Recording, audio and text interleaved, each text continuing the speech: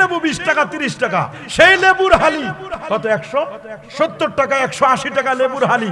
কি ঢুকছে এমন লেবুর মধ্যে আমি বুঝি না কিছু, লেবুর ভিতরে কি ঢুকলো? অথচ ডাক্তাররা বলে দিয়েছে যে লেবুর আপনার শরবতের সাথে চিনি মিক্স করে যারা লেবুর শরবত খায় এটা স্বাস্থ্যের জন্য উপকার নয়, বরং ক্ষতির কথা বলছেন ডাক্তাররা।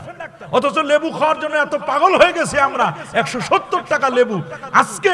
আজকের জুমার দিনে আমাকে একজন মুসল্লি এসে বলছে, হুজুর ব্যবসায়ীদের ব্যাপারে কিছু বলেন। আমি তো গত জুমায় তো বলছি, বলছে হুজুর লেবুর হালি 170 টাকা, কিছু বলেন। আমি বলে আমি কি করব, আমার করার কি আছে?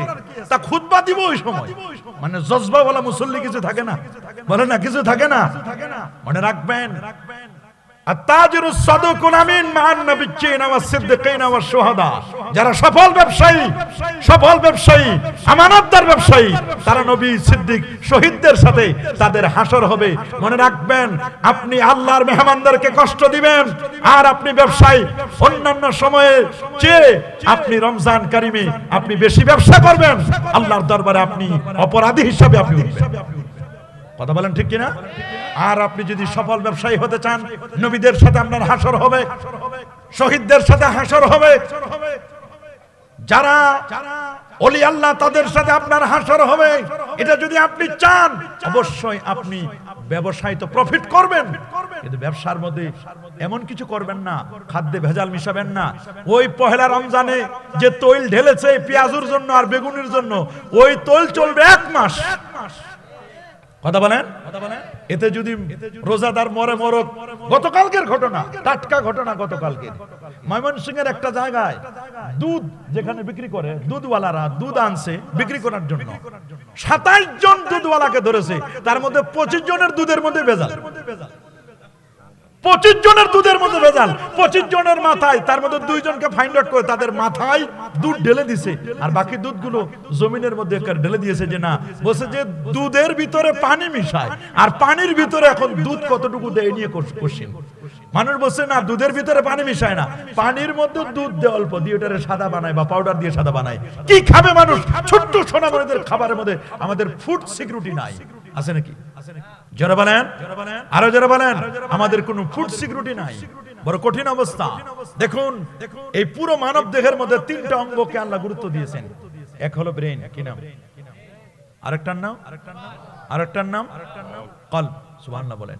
এই যে ব্রেন, বিজ্ঞানীরা বলেছেন যে এই ব্রেনে, আমাদের ব্রেনের মগজটার ওজন 3 পাউন্ড, প্রায় 1.5 কেজির মতো। কত কেজি?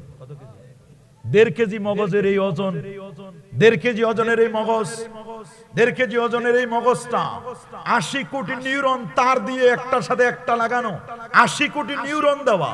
সুবহানাল্লাহ বলেন। এটা যদি 1 টাকা করে কিনার লাগতো, 80 কোটি টাকা লাগতো।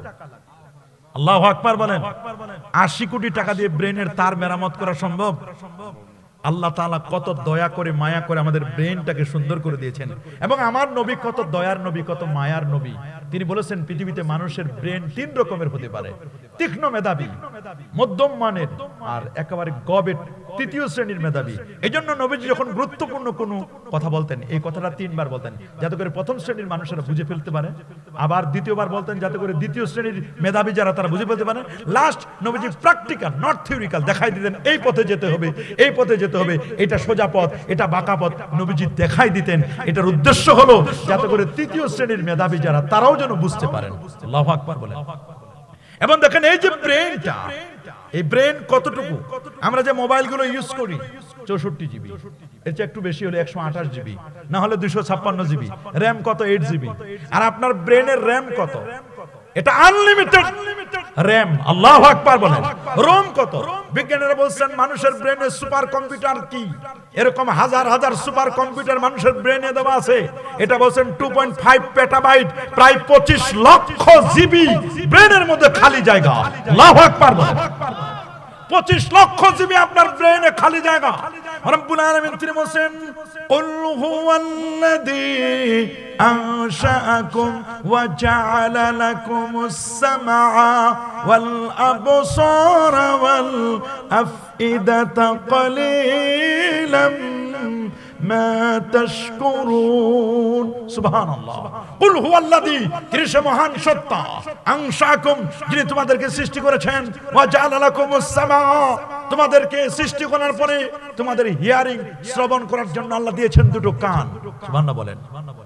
জাআলা লাকুমুস সামা ওয়াল আবসারা, দেখার জন্য দিয়েছে তোমাদের দুটো চোখ। আল্লাহ বলেন আলাম নাজআল লাহু আইনাইন ওয়া লিসানান ওয়া শাফাতাইন ওয়া হাদাইনাহুন নাজদাইন, আমি তোমাদের দেখার জন্য দিয়েছি চোখ, দিয়েছি রিসিভ করার জন্য খাবার দাবার দুটো ঠোঁট। সুবহানাল্লাহ বলেন। খাবার রিসিভ করার জন্য দিয়েছি ঠোঁট, দেখার জন্য দিয়েছি চোখ। আবার আল্লাহ বলেন লাহুম কুলুবুন লা ইয়াফকাহুনা বিহা, তাদের কলব আছে, অন্তর আছে, কিন্তু তারা বুঝে না। ওয়ালাহুম আয়ুনুন লা ইউবসিরুনা বিহা, চোখ আছে দেখে না। কে বলছে দেখে না? ইউটিউব দেখে, ফেসবুক দেখে, দুনিয়ার সব দেখে, কিন্তু যেটা দেখা দরকার সেটা দেখে না।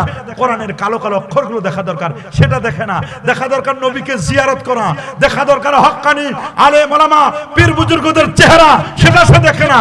অথচ ইউটিউব দেখে, ফেসবুক দেখে, যত বাজে জিনিস আছে সব দেখে। আল্লাহ বলেন তাদের কান আছে, শুনে না। কে বলছে শুনে না? হেডফোন লাগাইয়া শুনে। কথা বলেন। ডিজে গান শুনে, ডিজে পার্টির গান শুনে, কত নাচানাচি শুনে, কত কিছু শুনে। কে বলছে শুনে না? সব শুনে। মানে যেটা শোনা দরকার, কোরআনের তেলাওয়াত শোনা দরকার, নামাজের তেলাওয়াত শোনা দরকার, এগুলো শুনে না। নাতে মোস্তফা শোনা দরকার, ওয়াজ ও নসিহত শোনা দরকার, মসজিদে গিয়ে ইমামের বক্তব্য শোনা দরকার। আমরা এক কান দিয়ে শুনি, আরেক কান দিয়ে আমরা বের করে দিই। মসজিদের ওয়াজ মসজিদে, মাহফিলের ওয়াজ মাহফিলে, দরবারের ওয়াজ দরবারে, দরবার থেকে বের হয়ে গেলে এই ওয়াজ আর আমরা ব্যবহার করি না। কথা বলেন, জোরে বলেন। আমরা কোরআন সুন্নাহকে চার দেওয়ালের মধ্যে সীমাবদ্ধ রেখেছি।